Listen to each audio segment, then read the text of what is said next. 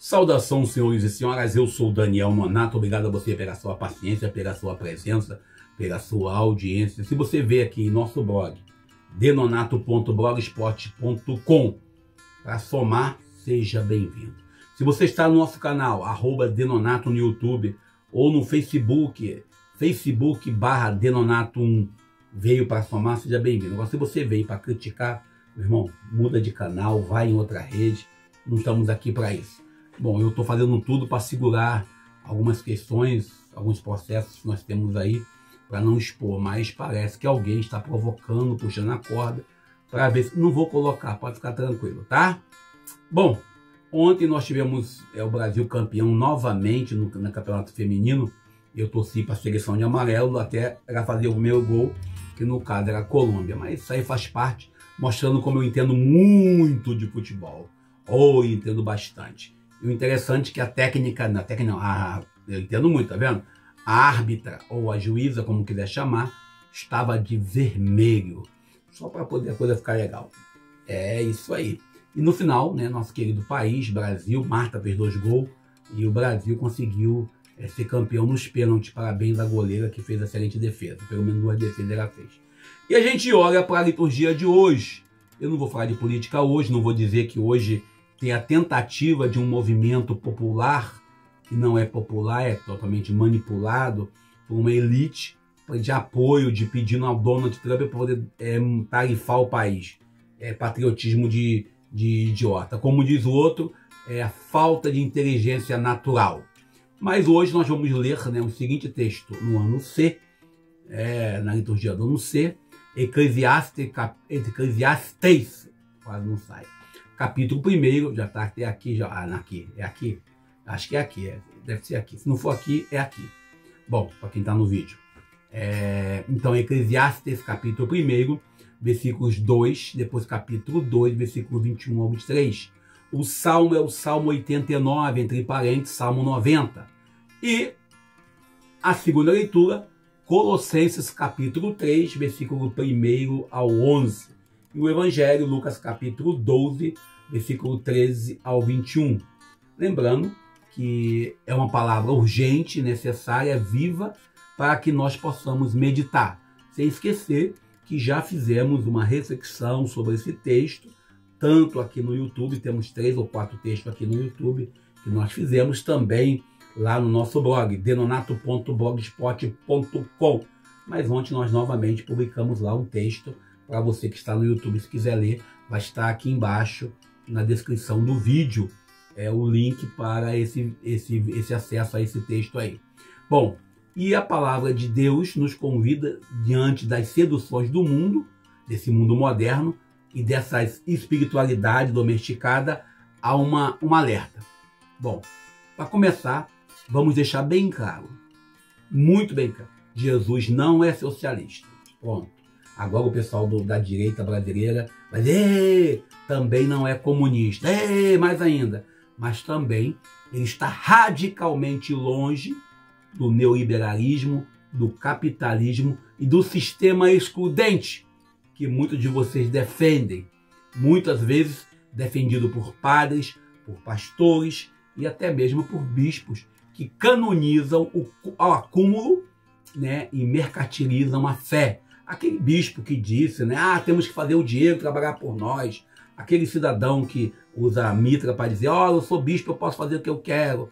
Bom, o evangelho de hoje também é para esses camaradas aí. Por isso, o evangelho de hoje que nós lemos é Lucas capítulo 12, versículo 3 ao 21. É uma denúncia contundente contra a idolatria da riqueza.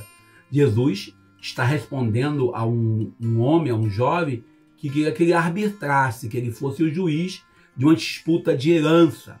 A princípio, parece até que é um pedido justo, mas Jesus se recusa a tal papel de juiz. Ele vai direto ao coração do problema, a cobiça. E a gente lembra claramente que a mensagem desse evangelho aqui é dizer bem claro que existe a cobiça. E Jesus adverte, tomai cuidado contra todo tipo de ganância, porque mesmo que alguém tenha muita coisa, a vida de uma pessoa não consiste na abundância dos bens, Lucas capítulo 12, versículo 15. Sem esquecer que a gente aprende isso, né? Uma das coisas mais perigosas para o ser humano é a ganância. Na parábola que Jesus continua contando, ele fala do homem rico. Pensa apenas em si. E ele deixa bem claro, meus celeiros e meus bens, minha alma. E Deus lhe disse, insensato, ainda nesta noite pedirão de ti a tua vida. E o que você acumulou, para que servirá? A gente olha bem no evangelho de hoje. Às vezes nós achamos que tudo é nosso. E aqui vale uma reflexão válida. A gente às vezes acumula poder, acumula isso, acumula status. E sabemos que nem a nossa própria vida nos pertence. E aqui a morte desse homem desmascara toda a ilusão de posse. Como diz lá em Eclesiastes, capítulo 1, versículo 2. Como Jesus já diz, o Eclesiastes já diz, né? Vaidade da vaidade. Tudo é vaidade. O suor do trabalho, o esforço, a previdência, tudo isso é legítimo. Mas o Evangelho quer saber para que você vive e para que você vive. Sem esquecer, eu lembro da história de um amigo contando que um cidadão chegou no trabalho dizendo que não trabalhava mais para ninguém, que a partir daquele momento estava aposentado, e gritando e tirando uma onda, foi para casa, faleceu.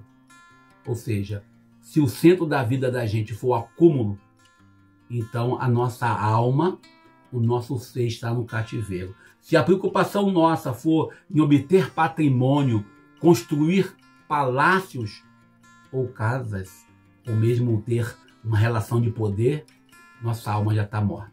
Hoje, como naquele tempo, muitos se acham no direito de herdar tudo. Por tradição, por posição, por mérito, que oprime os outros. Mas o reino de Deus que nós seguimos não reconhece esse privilégio. E assim, a justiça de Deus é a partilha, é a dignidade para todos. Ou seja, te olha claramente aí no país onde nós temos muitos herdeiros, inclusive recentemente tivemos uma campanha aí, e aí o pessoal fala, o nós contra eles. Não é nós contra eles. Nós temos um país onde existe vamos dizer assim, um abismo social, onde aqueles que são herdeiros, que Deus sabe como herdaram, se acham dono de gado de gente. O mais grave ainda é quando esse sistema excludente é legitimado por pobres. É legitimado por aqueles que se acham, sou pobre de direita. Eu nunca vi pobre de direita. Todos os avanços sociais que nós tivemos no mundo, não só no Brasil, foi conseguido através da esquerda. E também esse sistema excludente, às vezes, é valorizado e defendido por bispos, por padres, por pastores, por diáconos e por muitos outros, que em nome de uma chamada teologia da prosperidade, espiritualizam o egoísmo e esquecem que Jesus se fez pobre e que os primeiros cristãos tinham tudo em comum e não havia entre eles necessitado. Atos 2, 44 a 45. E não era comunismo, mas não havia entre eles necessitado. O próprio Papa Francisco, na Evangelho Gaudium, nos lembra que estamos sob o domínio da economia que mata. Lá, Evangelho Gaudium, número 53. Uma economia que transforma o lucro em ídolo e sacrifica o pobre no altar do mercado. Cada vez mais nós temos uma economia preocupada em se manter. A exemplo desse religioso que eu citei, que falou, não, nós temos que fazer o dinheiro trabalhar para nós. Temos que fazer um investimento com o dinheiro. Ficou preocupado em ter mais dinheiro. E aqui no Brasil, mesmo após nós termos saído recentemente do mapa da fome, ainda permanece, tem uma semana que nós celebramos isso, permanece a desigualdade estrutural e gigante. E o pior, muitos ainda dobram o joelho diante do Deus do mercado, enquanto se dizem cristãos. Mas nós que lemos a Bíblia, você e eu, sabemos que no juízo final Jesus nos ensina, como diz lá em Mateus 25, 31 a 46, não será sobre o saldo bancário, não será sobre o quanta propriedade nós temos que seremos julgados, e sim sobre o amor concreto. E aí Jesus nos lembra lá, tive fome e me deste de comer. E quem constrói celeiros para acumular, quem constrói apenas patrimônio para dizer que tem, e não constrói pontes de partilha, são pessoas certamente infelizes e insatisfeitas, que querem porque querem ter algo para dizer que é seu. Recordando de uma conversa que eu tive com um amigo no trabalho um tempo atrás, onde eu não vou ajudar, porque para quê? Para ajudar os outros? Toda vez que eu vejo a pessoa falando isso, que eu não vou fazer isso por causa de fulano ou por causa de ciclano, para não facilitar a vida do próximo, ele não pergunta assim, vai facilitar a minha vida também. São Basílio, quase não sai, Magno dizia, o pão que tu guardastes pertence ao faminto. Observe bem a cultura nossa ocidental, a nossa cultura de origem europeia, a nossa cultura de origem do primeiro mundo, trabalha com a ideia do acúmulo. E São João Crisóstomo também nos alertava. Não partilhar com os pobres é roubar deles. Ah, mas eu trabalhei tanto para ter isso, eu trabalhei tanto. É o discurso. Um tempo atrás eu ouvi de um amigo no quartel, há pouco tempo atrás. Ah, não, mas quem ganhou o salário foi eu. Por que sou obrigado a pensar no próximo? Não é pensar no próximo por pensar. É você pensar no próximo como se você estivesse no próximo. Como se você fosse o próximo. A doutrina social da Igreja Católica afirma que a propriedade privada não é um direito absoluto. Ou seja, é meu, é meu, é meu, é meu. Ela deve sempre servir ao bem comum e à dignidade humana. A propriedade privada possui uma função social, como diz lá na Populum Progressio, número 23. O trabalho deve estar acima do capital. Labora excelso, número 14. A gente não trabalha somente pelo dinheiro. O trabalho nos traz a dignidade. Mas o pagamento justo se faz necessário. E aí também, né, essa economia deve ser humana, não idolátrica, como diz lá na Centésimo Anos, número 30. E a gente ainda vai lembrando de uma série de documentos, Populum Progressio, Gaudium et Spes, e tantos documentos. Nós temos o Vaticano II também, porque não a de Rerum Novarum, do Leão XIII, hoje somos sobre o governo de Leão XIV, que nos ajuda a pensar. E você? Quem é o Senhor da sua vida? E nós? Quem é o Senhor da nossa vida? Jesus ou a ganância? O que nós estamos escolhendo? E quais são os celeiros que você e eu estamos construindo em nossos corações? Se ainda eu e você estamos agarrados ao mito do merecimento, a meritocracia, e a sedução do é meu, é do meu e é meu, do poder, talvez não tenhamos entendido ou não estamos entendendo o que Jesus Cristo tem a nos falar. Ele mesmo, na sua palavra, nos traz em Lucas 9, 58, não tinha onde reclinar a cabeça. Jesus morreu nu em uma cruz. Nu mesmo. Nu, peladão, tudo de fora. Porque aquele pano que você vê nas imagens das igrejas, em nossas casas, em nosso crucificado, que a gente tem na arte, é apenas um pudor que o autor da obra tem. A palavra hoje nos pede uma metanoia, nos pede uma mudança de vida, uma profunda mudança de mentalidade e até mesmo de estilo de vida.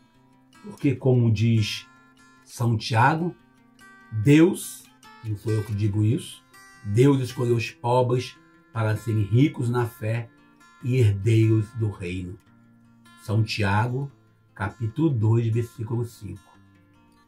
E Jesus também nos lembra, não acumuleis tesouros na terra, aonde a traça corrói, mas ajuntai tesouro nos céus. Mateus 6, versículos 19 ao 21. Talvez eu e você, talvez a gente queira ser rico diante de Deus, talvez uns e outros querem ser ricos perante o mundo, e para ser rico diante de Deus é preciso romper com a lógica da acumulação. O celeiro deve virar mesa. As reservas que nós temos devem ser redes de apoio, muros que nos une, nos protege, não um muro que nos separa. O evangelho de hoje tem que ser para nós um caminho de libertação.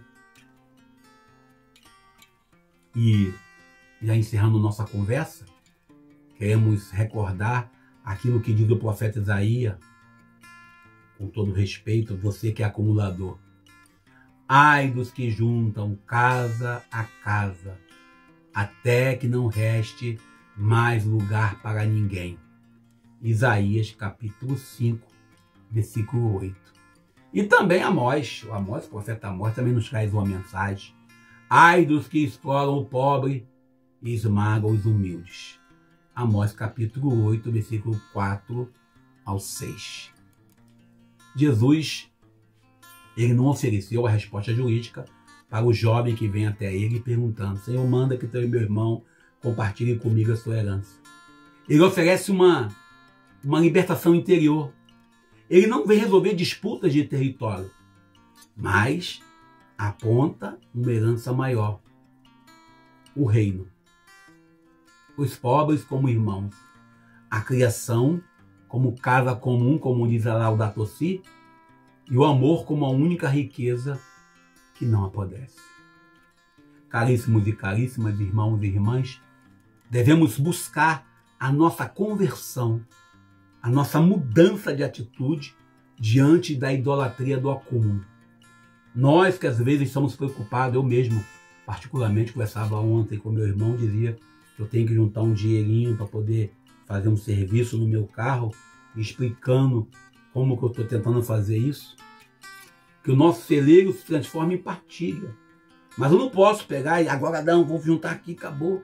E passar fome ou ver o irmão necessitado e ficar achando que não pode. Que nossas contas se tornem redes de solidariedade. E que ao final de tudo, quando Deus nos chamar, não sejamos os insensatos que perderam a alma, mas discípulos daqueles que nos anunciou o reino, daquele que nos deu o reino como herança.